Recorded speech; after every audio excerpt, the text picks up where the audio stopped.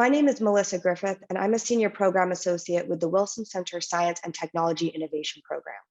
In Ukraine, we've seen a wide diversity of cyber operations, both leading up to and now in the context of invasion.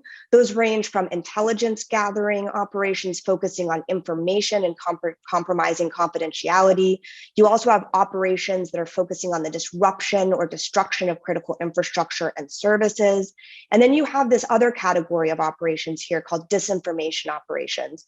And there the focus is very much on the population, not necessarily a particular network or service, and an ability to spread fear, uncertainty, and chaos. There are three paths forward that we could see around cyber operations in the context of the Russia-Ukraine crisis. One is this very real and active discussion about how Russia will layer cyber effects in practice in Ukraine. They have many different tools in their toolkit. Cyber operations are just one of those tools. We have a lot of theory about what this looks like, cyber operations alongside kinetic tools. We're going to actually see that play out in real time. The second set of concerns as we look to the future has to do with blowback. And we know from experience that just because you're not the target of a cyber operation does not mean you will necessarily be free from experiencing the effects of those operations. NotPetya is the classic example of this, where it starts in Ukraine, spreads across Europe, into the United States, and also back into Russia. And the third set of concerns sits much more in countries like the United States that are a little bit worried about the opportunities or possibilities of a Russian cyber attack against the United States in particular, given our kind of stances around the invasion. Should the US be worried? Yes and no. We're not Ukraine. We're a very different size than Ukraine, and we're also not currently facing an invasion.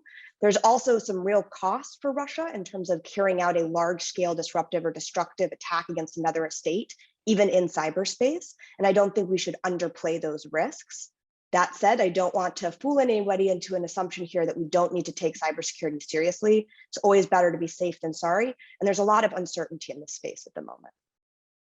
I think whenever we ask whether or not a state or set of states are prepared to respond to an escalating cybersecurity situation or a cyber attack in general, it's actually a very difficult question to scope because you have many layers to it, everything from the technical to the diplomatic.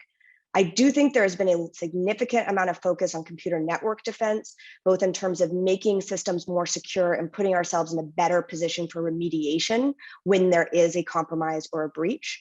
It's always best to assume in these situations that systems are insecure and that failure will happen. So the more pressing preparedness question is not, will we see these types of operations? It's will Ukraine or the United States be in a position to deny Russia the benefits of those operations? And at the heart of that is a pressing concern that I have, which is, do we have the visibility into our own networks and into other countries' networks necessary to make that decision or understand that calculation?